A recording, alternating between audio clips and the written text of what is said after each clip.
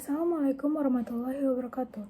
Perkenalkan, nama saya Nuruliani Saputri dengan NIM 2020530105. Mahasiswa Ilmu Komunikasi Universitas Muhammadiyah Yogyakarta. Serta mata kuliah Metode Penelitian Komunikasi Kualitatif tahun 2023. Pada video ini, saya akan menjelaskan tentang analisis framing, analisis naratif, dan analisis semiotika.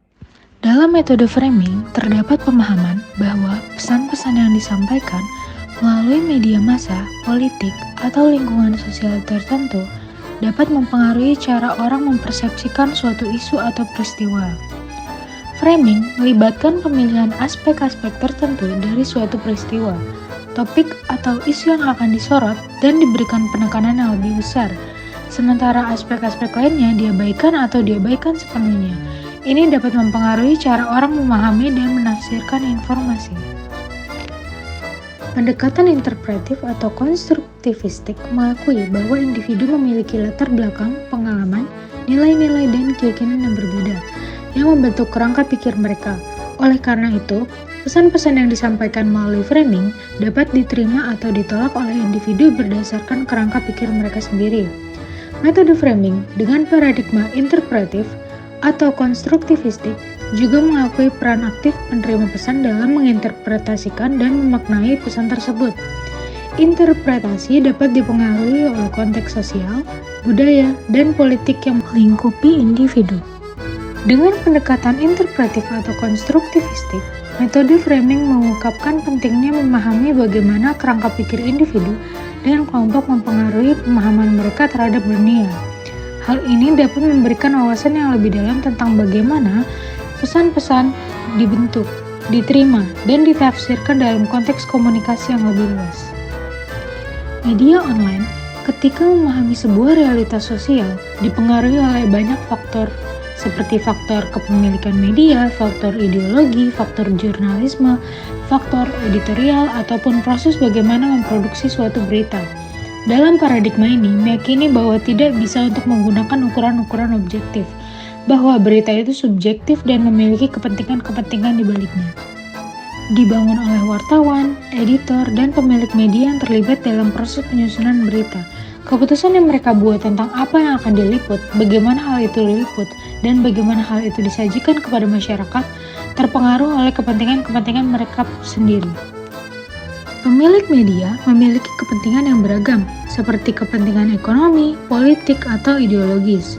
Dalam beberapa kasus, kepentingan ini dapat mempengaruhi isi berita atau cara berita tersebut disajikan kepada masyarakat. Sebagai hasilnya, terdapat potensi bias atau framing yang terjadi dalam produksi berita. Tujuannya adalah untuk memahami bagaimana framing yang dilakukan oleh media tersebut dapat mempengaruhi persepsi masyarakat luas terhadap sebuah isu. Media dapat menyoroti aspek-aspek tertentu yang mendukung suatu sudut pandang atau narasi, sementara mengabaikan atau mengurangi penekanan pada aspek-aspek lain yang mungkin memberikan sudut pandang yang berbeda. Framing dapat mempengaruhi apa yang dianggap sebagai isu yang relevan dan layak diperhatikan oleh masyarakat. Dengan menekankan atau mengabaikan aspek-aspek tertentu dalam berita, media dapat membantu mengarahkan perhatian masyarakat pada isu-isu tertentu. Media, berdasarkan kepentingannya, dapat mempengaruhi persepsi atau interpretasi masyarakat terhadap suatu isu. Misalnya, framing yang menggunakan bahasa negatif atau gambar yang membangkitkan emosi tertentu dapat membentuk pemahaman yang berbeda daripada framing yang menggunakan bahasa netral atau gambar yang objektif. Ataupun dengan memberikan penekanan pada aspek-aspek tertentu, media dapat membentuk penilaian positif atau negatif, mendukung atau menentang suatu isu atau tindakan tertentu. Dengan demikian, media memiliki kekuatan besar untuk mempengaruhi cara orang memahami dan menafsirkan suatu peristiwa atau isu. Yang selanjutnya adalah model Robert Entman.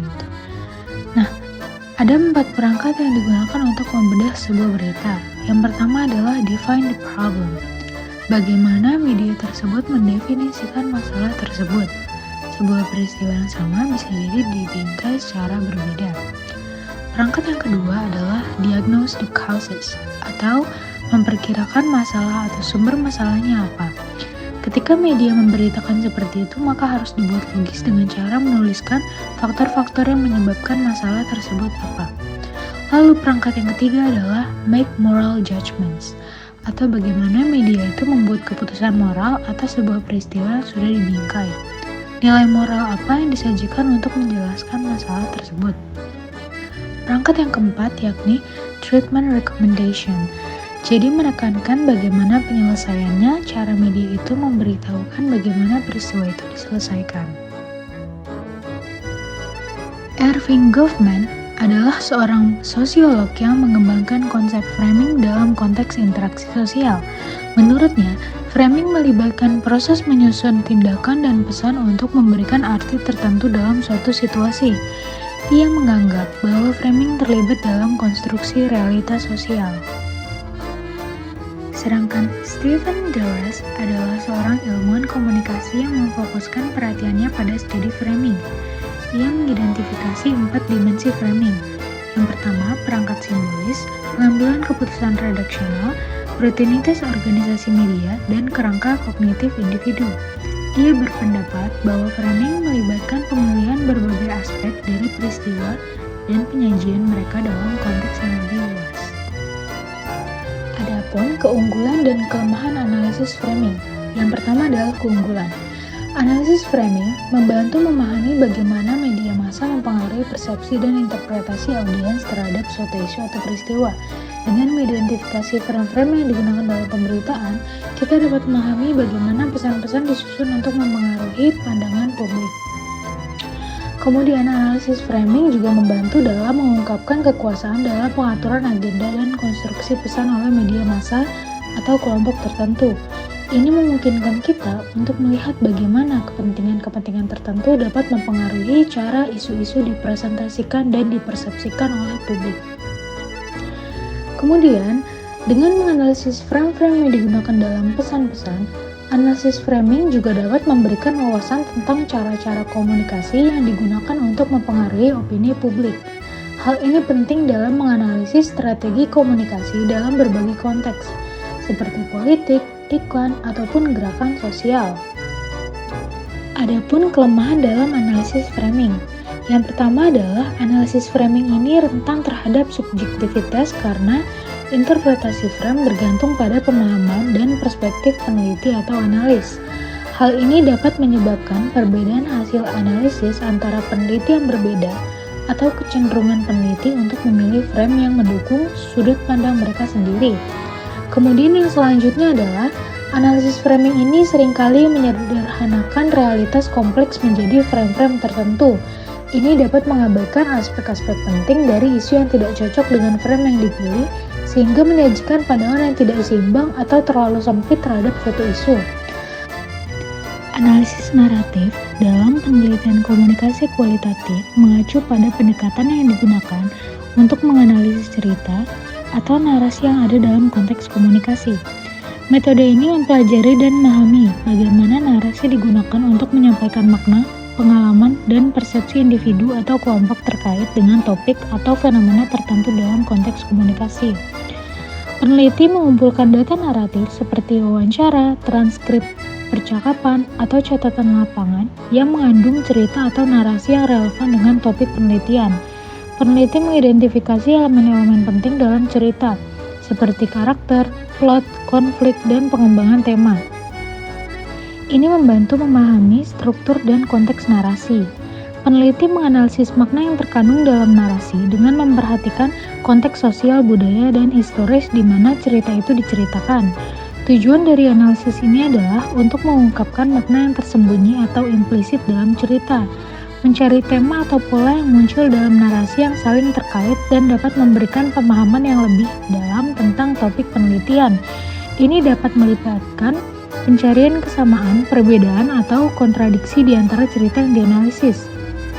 Peneliti memberikan interpretasi yang lebih dalam tentang narasi, menghubungkannya dengan teori atau kerangka konseptual yang relevan dalam bidang komunikasi kualitatif, dan memberikan pemahaman yang lebih luas tentang fenomena yang sedang dipelajari. Analisis ini memungkinkan peneliti untuk memahami pengalaman, makna, dan interpretasi individu dalam konteks yang lebih luas. Dengan memperhatikan cara seseorang menceritakan cerita mereka, Metode ini memberikan wawasan mendalam tentang komunikasi dan konstruksi makna dalam konteks yang beragam. Pendekatan ini sering digunakan dalam penelitian kualitatif untuk menggali aspek-aspek subjektif, kompleksitas, dan konteks dari fenomena komunikasi. Laurel Richardson adalah seorang ahli dalam penelitian kualitatif dan pengembangan metode analisis naratif. Ia menekankan pentingnya memahami konteks sosial dan emosional dalam memahami narasi serta memperhatikan aspek-aspek seperti gaya bahasa dan struktur naratif. Berikut adalah beberapa keunggulan dan kelemahan metode analisis naratif pada penelitian komunikasi kualitatif. Keunggulannya adalah yang pertama, memahami konteks dan pengalaman subjektif. Metode analisis naratif memungkinkan peneliti untuk memahami konteks dan pengalaman subjektif peserta dalam komunikasi. Ini membantu dalam memahami bagaimana individu atau kelompok mengkonstruksi makna dan memberikan penjelasan yang lebih mendalam tentang pengalaman mereka. Kemudian yang selanjutnya adalah kelemahan dalam metode analisis naratif. Metode analisis naratif juga cenderung berfokus pada studi kasus yang terbatas pada konteks dan partisipan tertentu. Oleh karena itu, sulit untuk melakukan generalisasi hasil penelitian ini ke populasi yang lebih luas. Hal ini membatasi daya tarik metode ini untuk menghasilkan pemahaman umum yang lebih luas. Penting untuk dicatat bahwa keunggulan dan kelemahan metode analisis naratif ini dapat bervariasi tergantung pada konteks penelitian dan tujuan peneliti. Yang selanjutnya adalah metode analisis semiotika. Metode analisis semiotika dalam penelitian komunikasi kualitatif mengacu pada pendekatan yang digunakan untuk memahami dan menganalisis tanda-tanda dan makna yang ada dalam konteks komunikasi. Semiotika merupakan studi tentang tanda-tanda dan sistem-sistem yang digunakan untuk menciptakan, mengkomunikasikan, dan memahami makna. Dalam konteks penelitian komunikasi kualitatif, metode analisis semiotika sering digunakan untuk menggali makna dan struktur komunikasi yang terkandung dalam teks, gambar, suara, atau bentuk komunikasi lainnya. Metode ini berfokus pada pemahaman tanda-tanda, simbol-simbol, kode-kode, dan struktur makna yang dihasilkan dalam konteks komunikasi. Metode ini juga dapat memberikan wawasan yang mendalam tentang cara komunikasi mempengaruhi pemahaman dan interpretasi kita terhadap dunia. Metode ini dapat diterapkan dalam berbagai konteks komunikasi, termasuk media massa, budaya populer politik, atau interaksi sosial sehari-hari. Charles Sanders Peirce membedakan 3 jenis tanda yang disebut sebagai tanda ikon, tanda indeks, dan tanda simbol. Ikon yang berarti memiliki kesamaan fisik dengan objek yang direpresentasikannya, tanda yang artinya memiliki hubungan sebab akibat dengan objek yang direpresentasikannya, dan simbol yakni tanda yang memiliki hubungan konvensi atau kesepakatan sosial dengan objek yang direpresentasikannya. Sedangkan menurut Ferdinand de Saussure, membedakan antara tanda linguistik dan tanda non-linguistik. Tanda linguistik adalah tanda yang terdiri dari kata-kata dan bahasa yang digunakan dalam komunikasi. Sedangkan tanda non-linguistik melibatkan tanda visual, tanda gestural, dan tanda objek yang digunakan di luar bahasa verbal. Adapun keunggulan dan kelemahan dalam penggunaan analisis semiotika dalam penelitian komunikasi kualitatif. Keunggulannya adalah yang pertama, memahami makna dalam komunikasi. Analisis semiotika memungkinkan peneliti untuk memahami makna yang terkandung dalam komunikasi. Dengan menganalisis tanda-tanda, simbol-simbol, dan kode-kode yang digunakan dalam komunikasi, peneliti dapat menggali makna denotatif maupun konotatif yang ada di balik pesan yang disampaikan. Keunggulan selanjutnya adalah metode analisis semiotika memungkinkan peneliti untuk mendapatkan wawasan yang lebih mendalam tentang cara komunikasi mempengaruhi pemahaman dan interpretasi kita terhadap dunia. Hal ini dapat membantu dalam memahami bagaimana pesan, simbol, atau representasi dalam komunikasi dapat mempengaruhi persepsi, nilai, dan norma sosial. Adapun kelemahan dalam analisis semiotika yang pertama adalah analisis semiotika melibatkan interpretasi terhadap tanda-tanda dan makna dalam konteks komunikasi.